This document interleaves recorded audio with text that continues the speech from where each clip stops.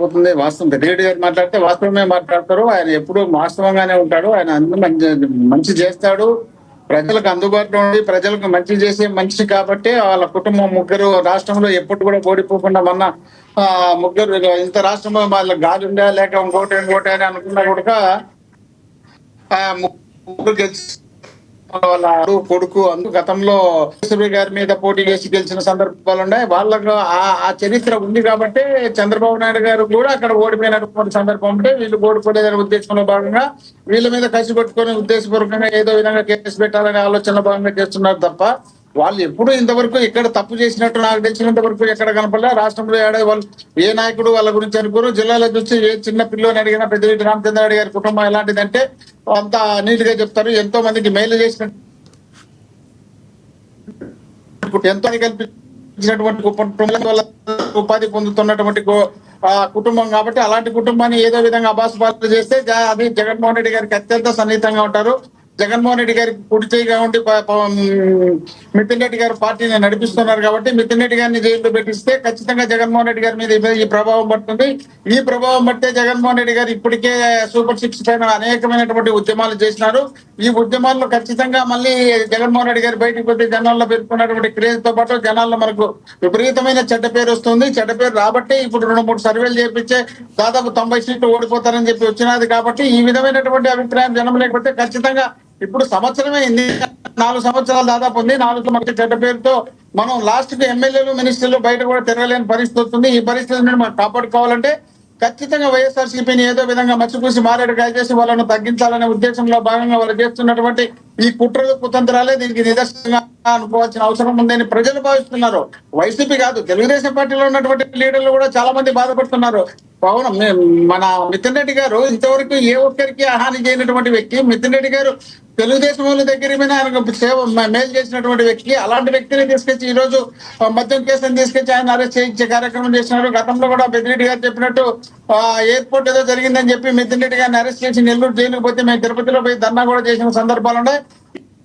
ఈ రోజు మితిన్ రెడ్డి గారు ఎక్కడ చూసిన లాయర్లతో పాటు అనేక మంది ధర్నాలు రాస్తారోకలు చేస్తున్నారు, రాజమండ్రిలో చేస్తున్నారు. అదే విధంగా ఇక్కడ స్టేషన్ లో కోర్టులోకి కోర్టులోకి కూడా లాయర్లను పోనీకుండా పోలీసులతో రోప్ కట్టించేసి లోపలికి పోనీకుండా చేసి దాదాపు వేలాది మంది రోజు కోర్టుకు వెళ్తుంటారు. ఆ కోర్టులకి జనాలతో పాటు లాయర్లను కూడా పోనీకుండా చేస్తున్నారంటే వీళ్ళ అరాచకాలు అక్రమాలు అన్యాయాలు ఏ స్థాయికి ఉన్నాయనేది దీన్ని మనం చూసుకోవాల్సిన అవసరం ఉంది. ఈ అరాచకాలపైన స్పందించాల్సినటువంటి ప్రతిపక్షంలో అధికారంలో ఉన్నటువంటి కూటమిలో ఉన్నటువంటి పవన్ కళ్యాణ్ గారు అస్సలు నిమ్మకు నీరెత్తినట్టున్నారు. ఎంత రాష్ట్రంలో జరుగుతున్నా కూడా కనీసం మాట్లాడే పరిస్థితి లేదు. ఎప్పుడో 14 నుండి 19లో జరిగినటువంటి సుగాలి ప్రీతికి సంబంధించినటువంటి విషయంలో బ్రహ్మాండంగా మాట్లాడినారు. కానీ ఆంధ్రప్రదేశ్ లో ఇప్పుడు జరుగుతున్నటువంటి ఇంతమందిని దారుణంగా రేపులు చేయడము, మడ్డలు చేయడము, మానవంగా చేయడము, రకరకాలుగా అక్రమ కేసులు పెట్టడము, రకరకాలుగా రోడ్ల మీద కొట్టడము, రకరకాలుగా నియోజకవర్గాల్లో దారుణాలు చేయడము. అట్లా తెలుగుదేశం పార్టీకి సంబంధించినటువంటి వ్యక్తి పిఠాపురంలోనే ఒక మైండ్ బాగాలేని అమ్మాయిని తీసుకుపోయి రేపు చేసిన సందర్భాలు ఉన్నాయి.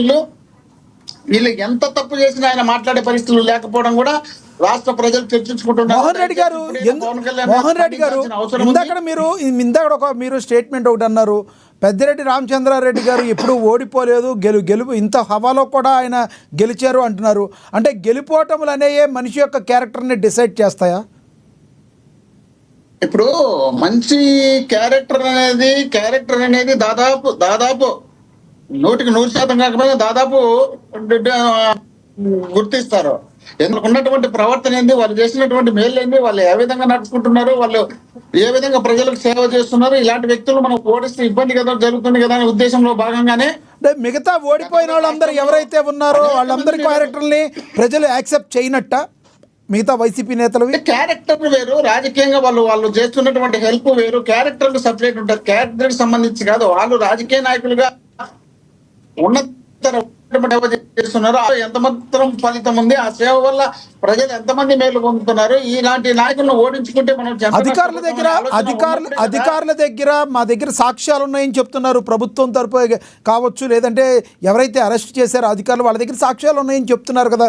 మరి కోర్టు పరిధిలో ఉంది కాబట్టి కోర్టు నిర్ణయిస్తుంది కదా. ఈలోపే ఆయన చాలా మంచివాడని చెప్పి కితాబ్ ఇవ్వడాన్ని వైసీపీ సైడ్ నుంచి ఎలా చూడాలంటారు? ఎట్లా సార్ మంచోడు అనగా మంచోని పట్టుకొని చెడ్డోడు ఎట్లా మంచోళ్ళు అనాలి కానీ చెడ్డోళ్ళు అనాలా? ఆయన చెడ్డవాడు అయితే కదా వీళ్ళు నేను చెప్తున్నా కదా, జగన్మోహన్ రెడ్డి గారికి ఎట్లా చెడ్డ పేరు రావాలా? జగన్మోహన్ రెడ్డి గారి ఆయన ప్రతిపక్ష పాత్రలో సీరియస్ గా ముందుకు పోతున్నాడు. ఆయనకు ప్రజల్లో మంచి క్రేజ్ పెరుగుతుంది. వీళ్ళకి ఎవరికి రానటువంటి క్రేజ్ జగన్మోహన్ రెడ్డి గారికి ఉంది. ఇంత క్రేజ్ ఉన్నటువంటి జగన్మోహన్ రెడ్డి గారిని ఏదో విధంగా తగ్గించాలంటే ఆయనకు అత్యంత సన్నిహితంగా పనిచేస్తున్నటువంటి నాయకుడు మిథున్ రెడ్డి గారు. అలాంటి మిథున్ రెడ్డి గారిని అరెస్ట్ చేస్తేనే కదా జగన్మోహన్ రెడ్డి గారి మీద ఆ ప్రభావం పడేది. జగన్మోహన్ రెడ్డి గారి మీద ఆ ప్రభావం పడితేనే కదా జనంలో చర్చలు జరిగేది. జనంలో చర్చ జరిగితేనే కదా ఇలా చర్చలు మర్చిపోయేది. వీళ్ళు ఇచ్చినటువంటి సూపర్ సిక్స్ మర్చిపోవాలంటే ఇలాంటి చర్చలు జరిగితేనే కదా. కనీసం ఆ 1 నెల 2 నెలల్లో కూడా వీళ్ళు ఈ రోజు ఎవరినో ఒకరిని అరెస్ట్ చేసుకుంటా పోతా ఉంటే ఈ డిస్కషన్ జరుగుతుంది. కానీ వాళ్ళు చెప్పినటువంటి సూపర్ సిక్స్ లో ఉన్నటువంటి హామీలు కానీ 143 ఇచ్చినటువంటి హామీలు కానీ వీళ్ళు చేయలేనటువంటి కానీ రాష్ట్రంలో జరుగుతున్నటువంటి అరాచక అన్యాయ దౌర్జన్య అక్రమాలతో జరుగుతున్నటువంటి కేసులు పెట్టే కార్యక్రమం కానీ వాటన్నింటిపైన కూడా జనం చర్చించుకునే పరిస్థితి లేకుండా ఉండాలనే ఉద్దేశంలో భాగంగానే కదా ప్రతిపక్ష నాయకుడిని టార్గెట్ పెట్టుకుని వాళ్ళు కార్యక్రమాలు చేస్తున్నారు. ప్రజలకు మేలు చేయాలనే ఆలోచన తగ్గించేసి ప్రజలకు పక్కన పెట్టేసి ప్రతిపక్షాన్ని ఏ విధంగా తగ్గించే ప్రజలు మన గురించి మాట్లాడుకోకుండా ఉంటారనే ఆలోచనలోనే కదా సంవత్సరం కాకదలికి ప్రజలు ఎంత దిగజారిపోయిందో తెలుగుదేశం ప్రభుత్వం కూటమి ప్రభుత్వం అని అనుకునే పరిస్థితి వచ్చింది. కాబట్టి కదా జగన్మోహన్ రెడ్డి గారు ఎక్కడికి పోయినా లక్షలాది మంది తండోపతండాలుగా జనాలు వచ్చి నీరాజనం పలుకుతున్నారు. ఆ నీరాజనం పలికినప్పుడే కదా వీళ్ళు రైట్ మోహన్ రెడ్డి గారు రకరకాలుగా ఇబ్బందులు పెడుతుండేది. రైట్, మళ్ళీ వస్తుంది సార్ మీ దగ్గర మళ్ళీ మాట్లాడతాను. మనతోటి టీడీపీ సీనియర్ నేత అధికార ప్రతినిధి మోక ఆనంద్ సాగర్ గారు ఉన్నారు, ఆయనతో మాట్లాడదాం. ఆనంద్ సాగర్ గారు నమస్తే సార్. నమస్కారం అండి. ఆనంద్ సాగర్ గారు, ఎవరైతే మిథున్ రెడ్డి గారి అరెస్ట్ జరిగిందో ఆ తర్వాత పెద్దిరెడ్డి రామచంద్రారెడ్డి గారు మాట్లాడిన మాటలు కానీ వైసీపీ నేతలు మాట్లాడుతున్న మాటలు కానీ ఏ రకంగా చూడాలి?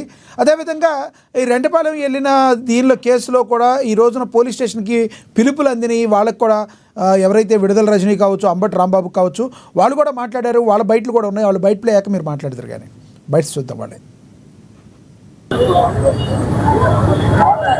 ఈరోజు